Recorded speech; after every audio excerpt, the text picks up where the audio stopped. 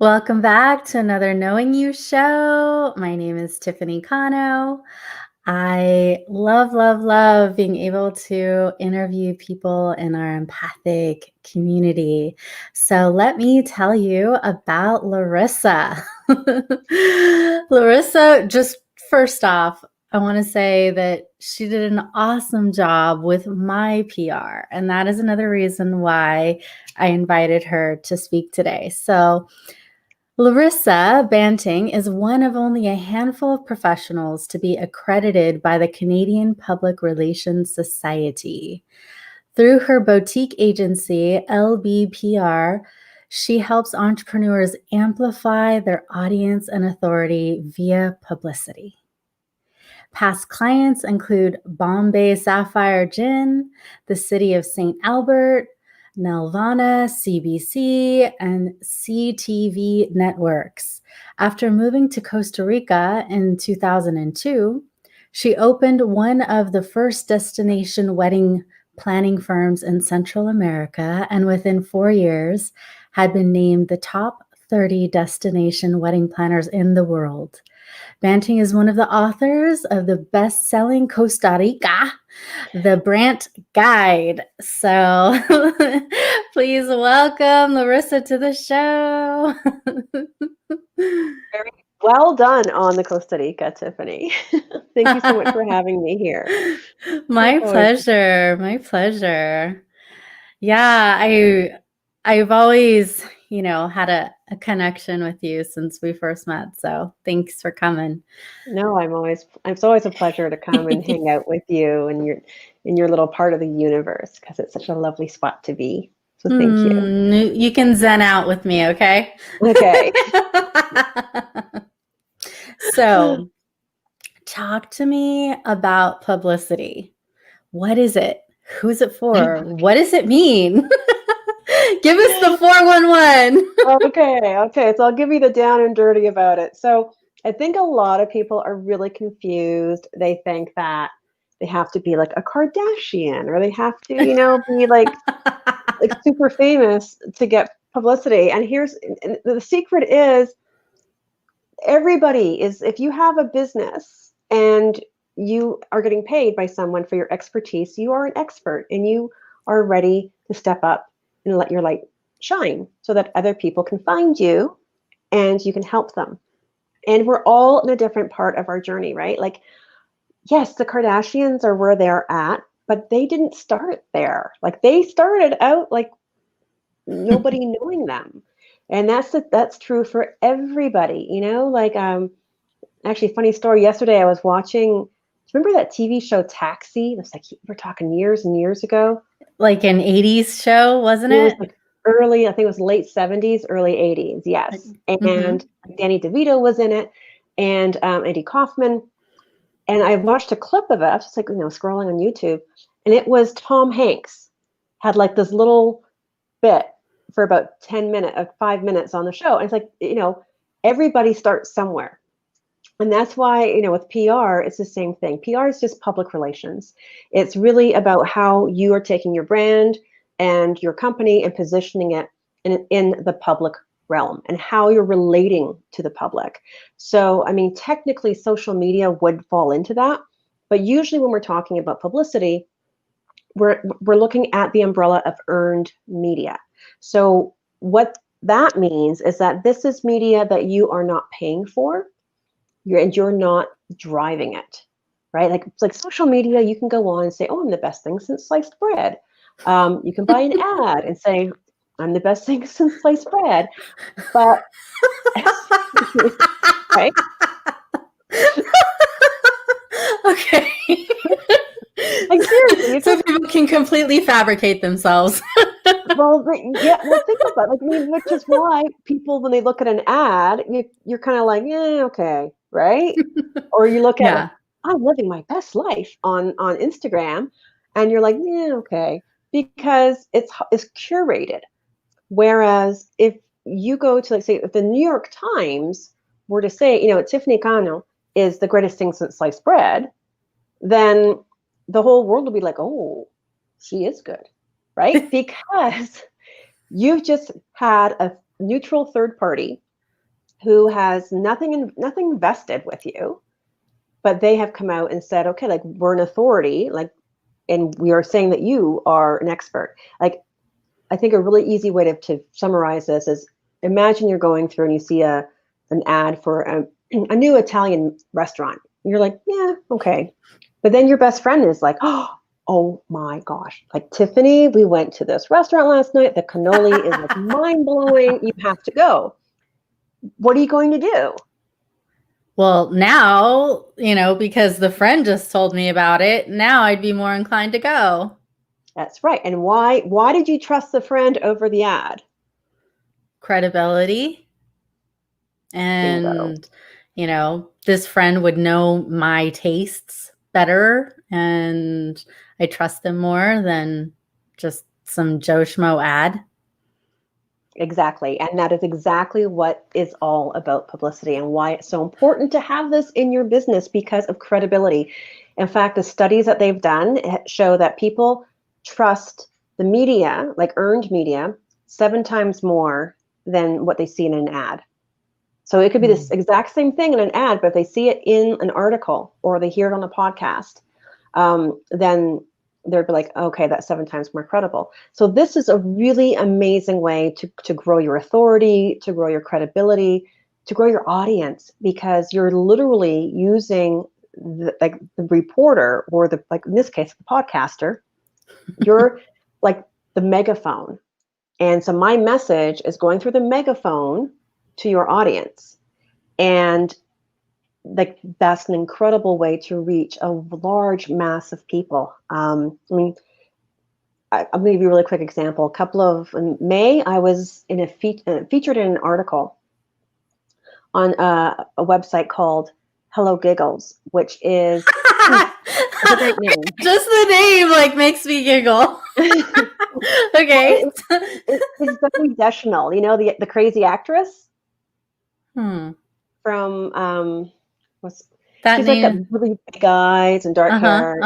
Yeah. Okay. The name of her show, but anyway, yeah, Zoe Deschanel. So she started this blog, and it gets 1.3 million viewers.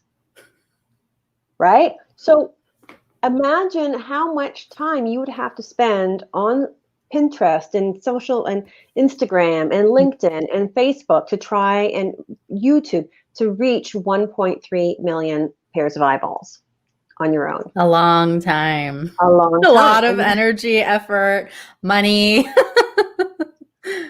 Exactly. Yeah. And I did that. Like, I was able to reach that audience with just one, like being in this one article. And then on top of it all, it's like the gift that keeps giving is then it was picked up and syndicated. So then it was like in these other outlets. So that amplified. And a lot of media will do this. Like, they will syndicate, they'll pick up stories from other outlets because they need to fill the void, right? Like the media is literally like a giant black hole, 24/7. They've got to be filling it up, like the little cartoon in those old trains, shoveling the coal in to keep the engine going. So they're pulling from other media outlets so that they have something to give to their audience. So that is like the other beautiful thing about getting into the media, is that it can just snowball, and you can end up in other outlets you had no idea. So what kinds of businesses need this? Like, do you have to be big? Is it medium? Is it for solopreneurs? Talk to me about what kinds of business and how big someone needs to be for it. Well, you can literally start at any point. At any point, right? Because think about the media as being like baseball. You start out in the little league, and then you move to like the minor league, and then you hit the majors, like the Forbes and the entrepreneurs and the Oprahs. But everyone has to start somewhere. And honestly, those small publications, like your local newspaper, the local TV station with the morning show, those people are your community. And so they're going to have a stronger affinity for you than if you got into, say, like Forbes with millions of people. they're like, oh, that's good, that's interesting, that's nice, but they're not going to feel the same kind of that connection Mm-hmm. that, or if you went to college and your college alumni newsletter or magazine did a feature about you. Everyone who reads that is going to be like, oh, go Gators, or I don't know, whatever mascot your college had. But you know what I mean? It's like, and then they're going to start, like, they feel like they have to pay more attention to you because you're one of them. You are part of their tribe, of their team. And so this is why, if you're in the hobby, if you do sports, if you do charity work, any of that type of, aspect of your life, they all have some sort of a media, like a newsletter or a magazine or a newspaper, podcast, and they're looking for content. And if you start getting into those, like they're small, Mm-hmm. they're not the New York Times, but you're probably going to see a much better return on your time investment because of Mm-hmm. that tribalism, that affinity. And that's a great way to start. It's also, it's like training wheels, right? Like, getting a little article in the local newspaper is a great way to kind of feel like, okay, I got this. Like, that wasn't so bad. And, you get used to how reporters operate. And as you grow, you start climbing up the ladder. So Mm-hmm. everyone, it doesn't matter if you're a solopreneur, if you are Fortune 500 company, everybody can benefit from media exposure. So tell me what you did for me. What the heck was that? Okay, so that is like kind of like the quick win. That was what we did, is we wrote a media release for you, Uh-huh. and then we distributed it to a network of over 400 media outlets. So that Mm-hmm. was network affiliates for television, radio, newspapers, magazines. I think there was even some blogs in there, and they all have websites. And so what they did is that they published your press release with your photo and your links on their website. And what that did was gave you legitimate media exposure. Like, you were seen on 400 plus media outlets. So, which is why you got to use all the, we gave you those logos, as seen on CBS, NBC, Fox, MarketWatch.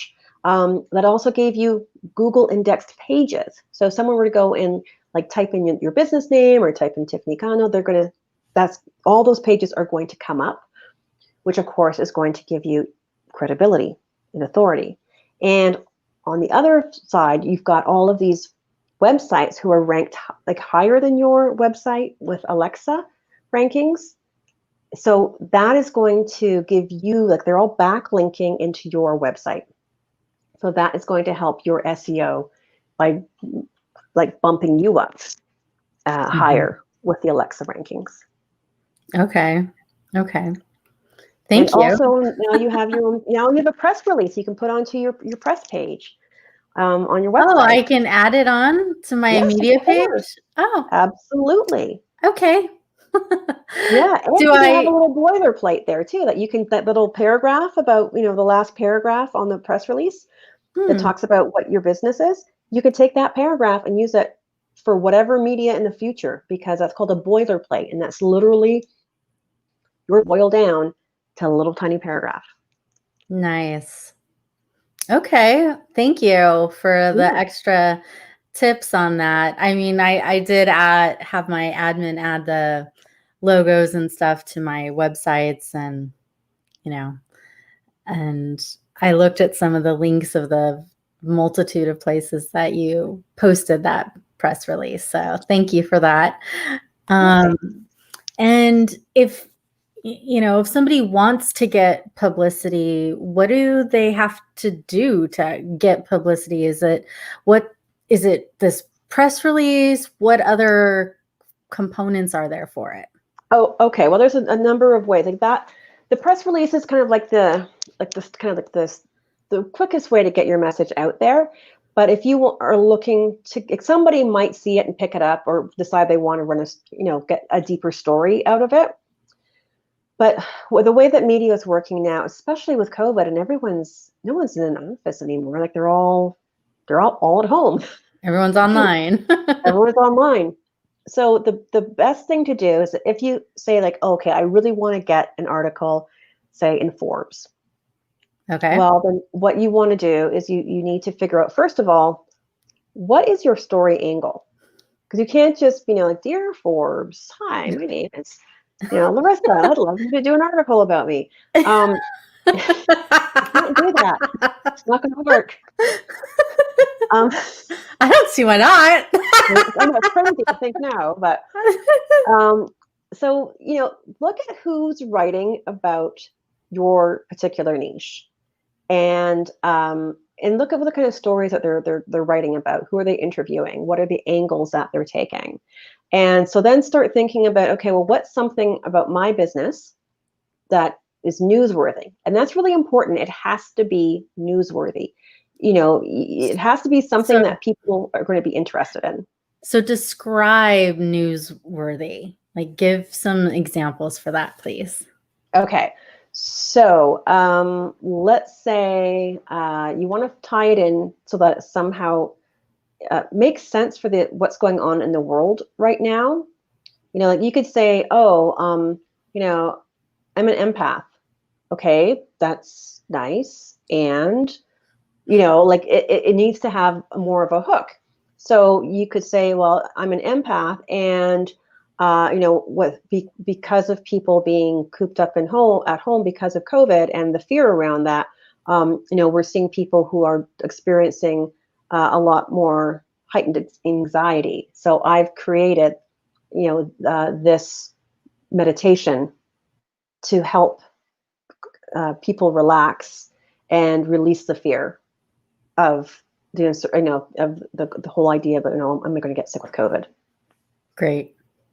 So does that help? Does that make, you can Yes. see how you just tweak it to find the newsworthy hook in it. Love it. Okay. And how do you reach the media? Well, they're not in an ivory tower. It's actually a lot easier now than when I first started back in the 90s when, we didn't have internet. We didn't, I literally had my sheet that had everybody's fax numbers. And I had to sit there, punch in their phone numbers and feed the fax through to get the press release out to them. We've come a long way, baby. It's so much more democratic now. You can literally, if you're online, you can go to, say you're reading that article in Forbes. Mm-hmm. You look at the reader's byline, right? Like Jim Smith. Click on Jim Smith. It'll usually take you to their bio and talk about, and how to get in touch with them. If they're a freelancer, usually it'll take you to freelancers usually have their own website, and there's always a way to get in touch with them through there. You could use something like hunter.io, which is a little Chrome browser, an extension that lives on your browser. And so say if you were on the Forbes page, it'll pull up all the emails of the people who work at Forbes. Really? Yep. So if he's a staff writer, or there's another one, find that lead. So if he's a staff writer and maybe you can't find his name, but you'll see how they follow a formula. So it might be like bob.smith@forbes.com, betty.sue@forbes.com. So you can right. 99% of the time it's going to be the same way. So that's one way. They like to be you want to email. Do not approach them on Facebook. Do not approach them on Instagram. Do not call them. All right. No one wants to be called, first of all. Second of all, reporters feel like Facebook and Instagram are their private sort of little, that's their private life. They don't want to be pitched on social media. What I would recommend is, go to Twitter. Everybody in the media hangs out on Twitter. Everybody. And if you want to see what's happening in real time, that's where everything goes down on Twitter before it hits any of the other social media. And that's where every media person is on Twitter. So you can start interacting with them on Twitter, like repost their tweets or retweet their tweets, make a comment. And this, before you pitch them, it's good to kind of just get on their radar so that when your pitch comes through to them through email, you're not a complete stranger. Like you don't, maybe not know you, but they know the name. And because, reporters are getting anywhere from 53 to 300 pitches a day.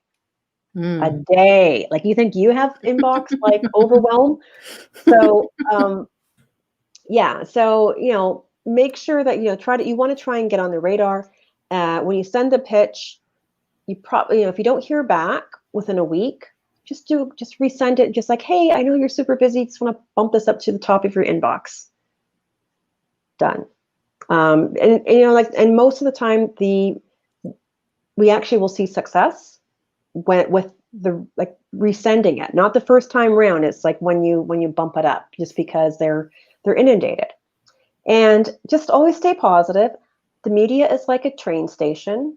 There's always a train coming. So if you're like, oh, the reporter rejected me, no, it's no big deal. Like, it could have been a great pitch, but maybe it was just the wrong time. Mm-hmm. So and so take another train, pitch it to another reporter at another outlet. Just don't pitch the exact same story to everybody, because then if two outlets pick up the exact same story, then you're kind of like, ooh, oops, that's not cool. Uh-huh. So you always want to kind of give a little bit of a different angle. And also think about who you're pitching to, right? Like, you can have the same story idea. Like, think of that story idea as being like chicken, and you're going to spice it up according to who you're going to pitch it to, right? Like, you're going to do something really hot and spicy like sriracha to Cosmopolitan, right? So you probably be like, how to, I don't know, how to lose 5 pounds in bed. Because that's the way. Sexy title. You could take the same concept of how to lose 5 pounds and pitch it to Women's World magazine, and you're going to make it like a coq au vin, or something like a creamy mushroom and chicken sauce. You're not going to use the pitch you sent to Cosmopolitan to Women's World, right? You'll customize it and tweak it. You got to customize it. You have to think. You got to speak the same language as the outlet.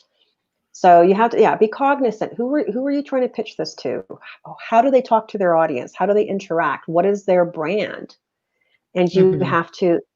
Otherwise, it's like you're walking into a Russian restaurant and you're speaking Chinese.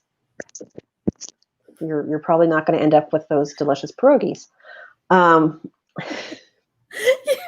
have some of the funniest analogies. I just have to say, good job on that. So I hope that you're going to bring the same sense of humor and analogies into, what you've got coming up here in your masterclass. So can you tell us a bit about that? Sure. You guys can come for the comedy, stay for the PR. That's what I probably. Oh gosh.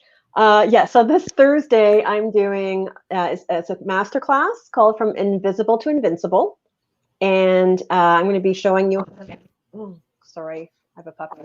I'm going to be showing you 3 ways that you can start using PR in your day-to-day marketing.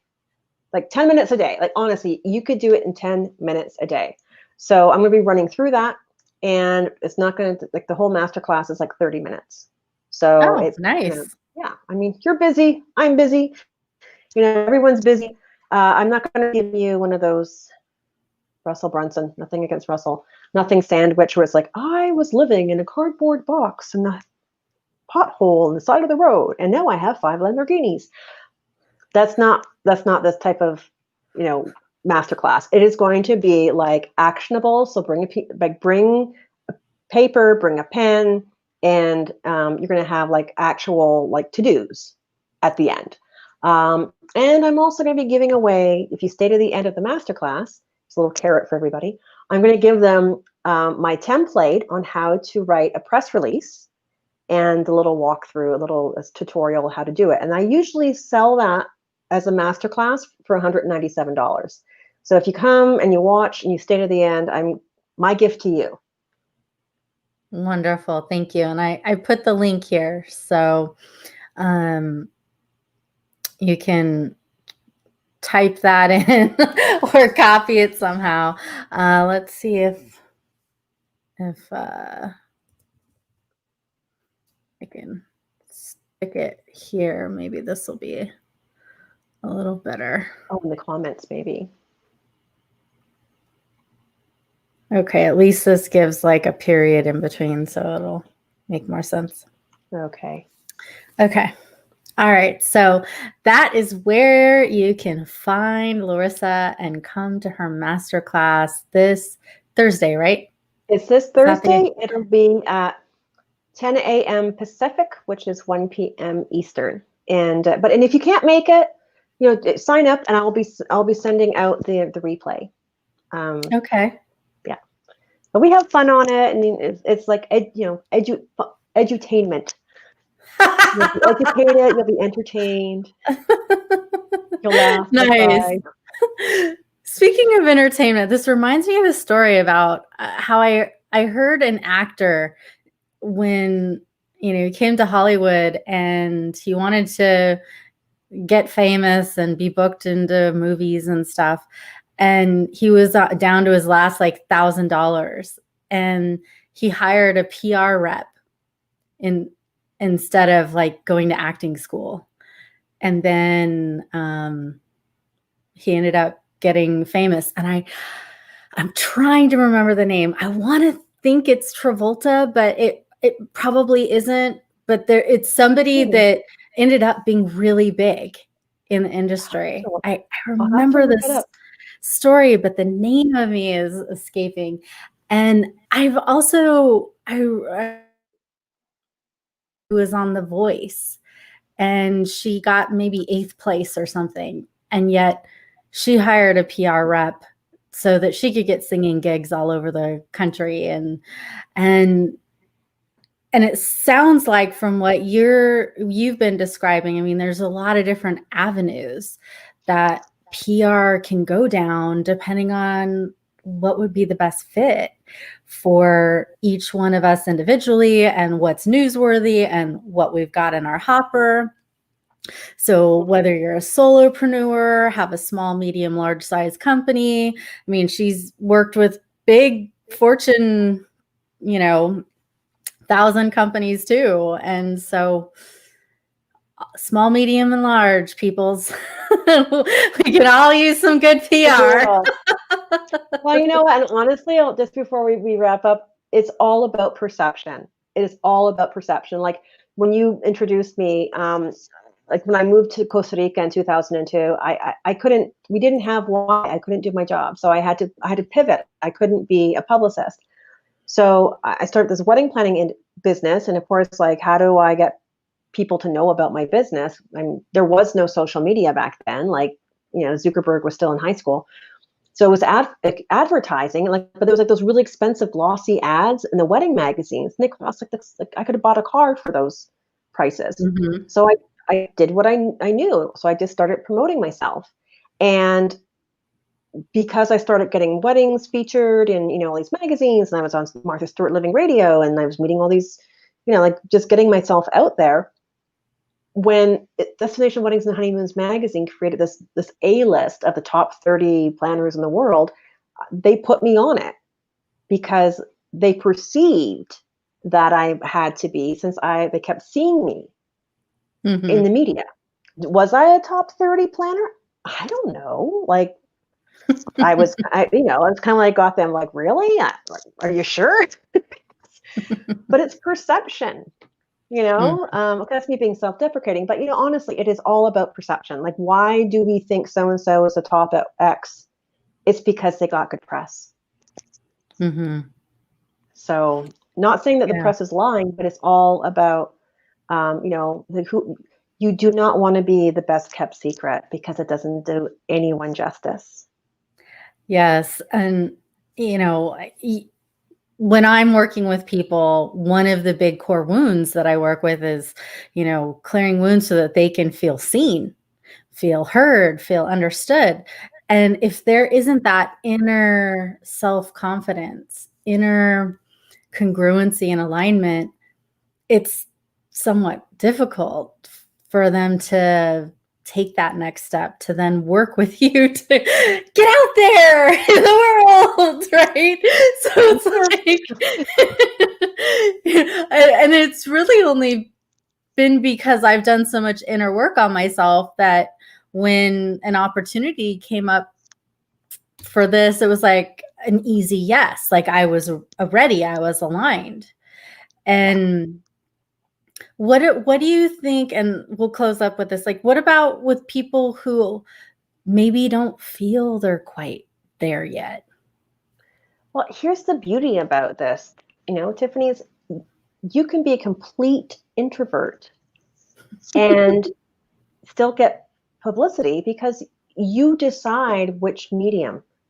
If you're not comfortable on like podcasts, like if you're not comfortable speaking, then don't do podcasts or radio or television, right? You can just do magazines and newspapers. You don't do the writing. This is the other thing people think, oh, but I'm not a writer. That's not your job. That's the journalist's job. Your job is just to give them the information. Like they're going to interview you, they're going to ask you questions, and you just give them the very best information that you have, because they don't know. They're not an expert in your field. They're experts at writing, but they have no idea what it is that you do. They're looking to you to give that expert advice so that they can let their audience know. So like never feel like, I know a lot of people feel like they have like this, imposter syndrome. You are the expert, right? The media needs you because they're not experts. They're experts at writing. They're experts at interviewing, but they're not experts on your field. And that's what they're looking for you to bring. Nice. Thank you so much. I appreciate you being on the show today. I'm happy to share with my tribe, and everybody who's interested in learning more about PR, go to her masterclass on Thursday. And as she mentioned earlier, if you can't be on it live, which obviously is preferred, but if you can't, just sign up anyways and you'll get the recording.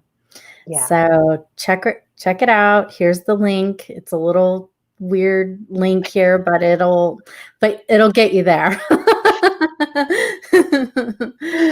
Okay. Well, thank you so much for having me, Tiffany. My pleasure. My pleasure. Namaste.